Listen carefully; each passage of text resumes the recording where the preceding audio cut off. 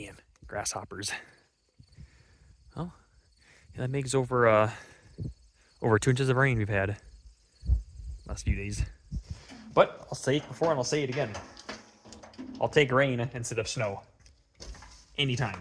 So, really slow going. It rained on Sunday too. Probably guessing I'm guessing we're going to start soybeans this week. Earlier seeded stuff, so I'm pretty sure they're going to be ready to go. But yeah, it's just been kind of just doing some maintenance and odd jobs, catch up on book work, and we've still got to haul the durum out yet too. It's just place we got to haul to they've been just slammed with durum, so it's like it's only taking it a couple days out of the week, and of course it's been raining here too, and can't seem to get it hauled out. I'll try to get a couple loads out on Monday. Kitty, you're gonna help me? Got 2 of them down here. All right. Just kind of keep working on some projects, and yeah, just gloomy out. Gloomy. A little bit hard to find some motivation sometimes to do stuff. Well, got the 2 new batteries installed here. They're the same group, but it's just slightly different where this thing is actually sticking out further now. They got, I do like this tractor, but this is the pain in the ass. I remember the first time I changed the batteries 9 years ago. It was a pain in the butt. This thing, this is a fuse box here, relay box here. They have it's so stupid how they have this attached here. It's really kind of poor design. But now the cover actually is hitting this where I can't get it into here or into the top holder there, screw then. So I got to figure out how to shimmy this over a little bit to get a little more room. Not sure how I'm going to do that. I had trouble remember 9 years ago, I had trouble getting the new batteries in too. Tight fit, but I managed to get it. These Napa Legends. I mean, these batteries, they're still good yet, but they're going to be, 10 years old next year. So I figured it's time to change. I mean, if it was on any other tractor, I would say, yeah, whatever, it doesn't matter. I'll let them go until one goes bad. But since it's a loader tractor, though, you need it in the wintertime. It's getting long enough. Group 34 reverse posts. It's really the only batteries that fit in that tractor. Like I say, as you can see, there's not much room in there to work with. These things are kind of hard to find, decent sized ones. They've been good batteries. Like I say, they're still good yet. I'm gonna put one up for the generator in the barn. For the winter, we need a battery for it to start, and plus you need them for cattle fencers too. So you always have a couple spare batteries ready to go. Usually older ones that we pull out of machines and whatnot. Especially like replace batteries. Like set of batteries, one battery goes bad. We'll take the bad one back for a core exchange and keep the other one that was still good yet. I want to go with the Nap ones, but the good ones they had were the new ones, the AGM batteries or whatever they're called again. They are super expensive. It's like, I'd rather not. Those are really expensive. It's like $300 some for one battery. It's like, I'm not going to spend $600-700 on batteries for this thing. I don't think so. Nope. Ain't worth it.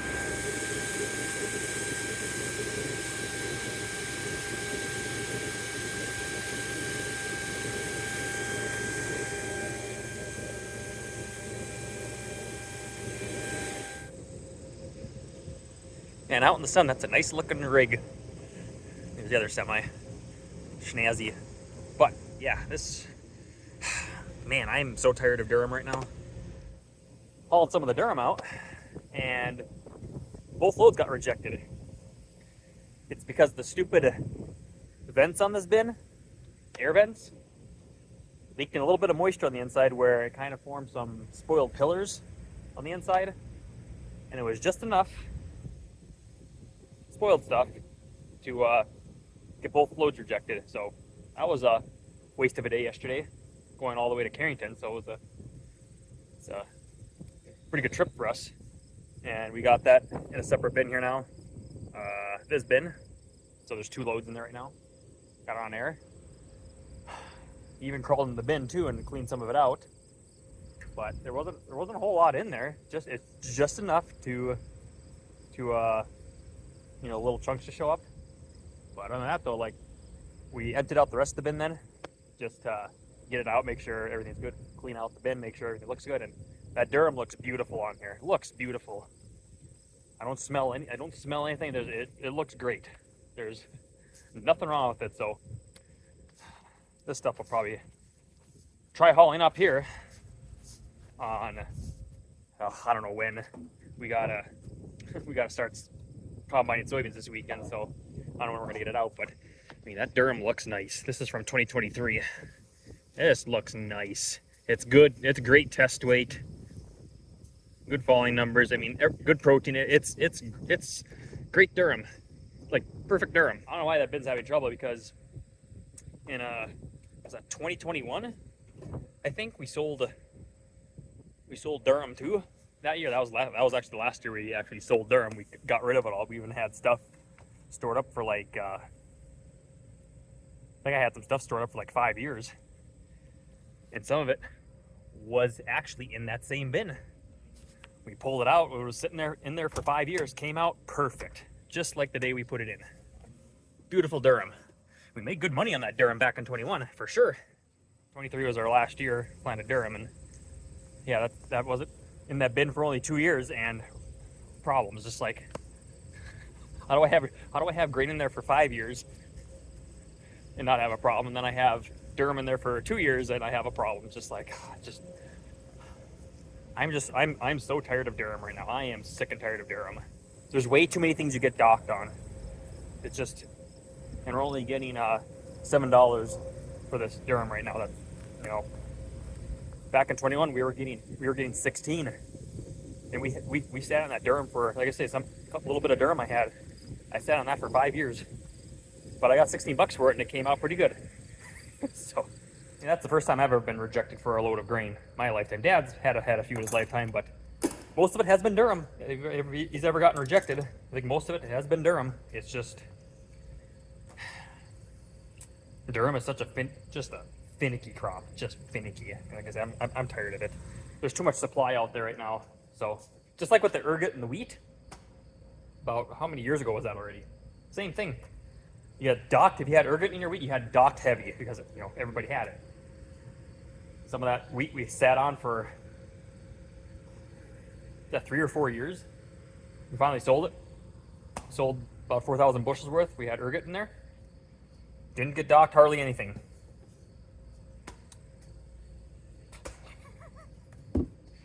It just sucks having to sit on grain that long. It sucks. That's the problem. Tied up cash. Had to take the electrical stuff with me yesterday too, because the truck was giving problems. Talk more about that in a little bit. But so yeah, we got some 2 loads of durum in there. Emptied out the rest of it, and this durum is good. There's nothing in there that shouldn't have a problem there at all.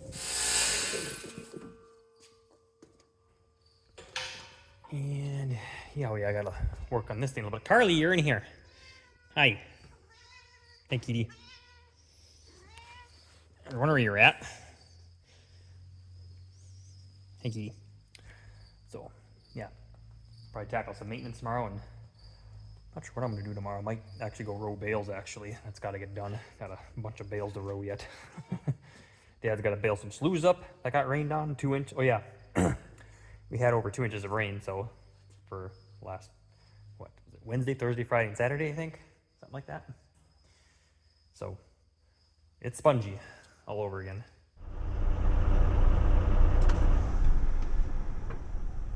Finally moving. Been here for, what time is it right now? 2.5 hours so far. There's about 10 trucks in front of us at the probe, and then a couple trucks up here. Then of course the line along the highway at the pasta plant in Carrington. Yeah, it's so slow up here. It's always a long process up here. Takes time, lots of time. Other elevators, if there's 15 trucks in front of you, you'll probably be through there within an hour. This elevator might be here all day, so see that truck just pulled in up there. So the best thing to do was to be coming later in the afternoon before closing. You're kind of the last ones in line then. You don't have to wait all day, but trying to get home here too to hopefully start on soybeans. But I wonder though, might be here for another, I'd say at least another hour yet, and then close to 2 hours to get home then. So there's another elevator we usually haul it to as well, but they're worst price yet. I ain't growing durum for foreseeable future. I have no intentions unless price is maybe up to $15-20. Maybe I'll consider it then. Planting a few acres, but till then, no. Isn't worth as much to me anymore as it used to be. So kind of funny thinking about it too right now, but I usually thought corn was my least favorite crop all these years, but I think durum is now. I think durum's become my new least favorite crop.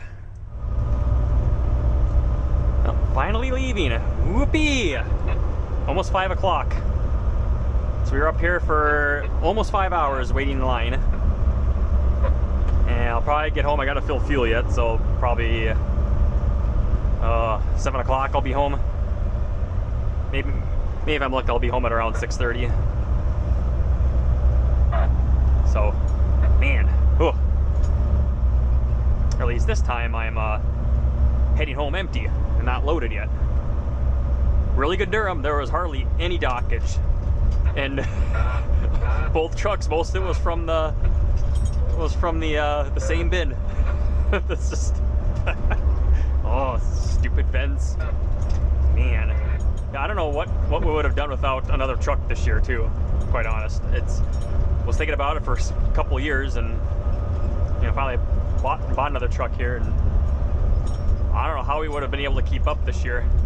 Quite honestly, I have no idea. For the limited amount of time we've had all year here, how much time we've lost with the weather we've had this year. It's just crazy.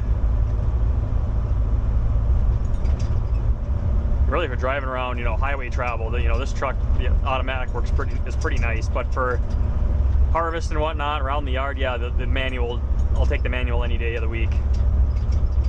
But I am definitely going to get the premium upgrade in this thing, so I can manually shift when I want to, manually start out in first gear when I want to. So there, it's kind of how it's programmed is kind of a piece of work, really.